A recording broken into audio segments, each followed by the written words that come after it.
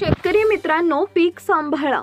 राज्यात वादळी पावसासह गारपिटीचा इशारा. कोणत्या भागात काय अलर्ट?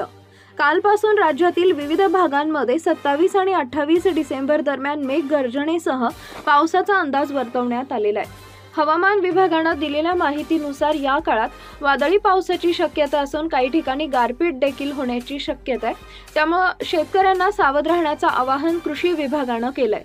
राज्यात 26 डिसेंबर पासून ढगाळ हवामानाला सुरुवात होणार असून 26 डिसेंबर रोजी कोल्हापूर, सांगली आणि सोलापूर जिल्ह्यातील दक्षिणेकडील काही भागात पावसाची शक्यता आहे.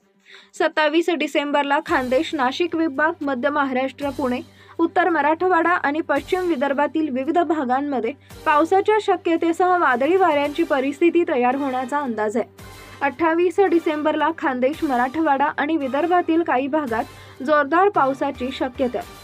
26 डिसेंबर रोजी कोल्हापूर, सांगली, सोलापूर जिल्ह्यातील दक्षिणेकडील तुरळक भाग, 27 डिसेंबर रोजी खान्देश, नाशिक विभाग, मध्य महाराष्ट्र, पुणे विभाग, उत्तर मराठवाडा आणि पश्चिम विदर्भातील विविध ठिकाणी आणि 28 डिसेंबर रोजी खान्देश, मराठवाडा, प्रामुख्याने उत्तरेकडील जिल्हे आणि विदर्भातील काही भागांमध्ये मेघगर्जनेसह पावसाची स्थिती निर्माण होण्याची शक्यता आहे.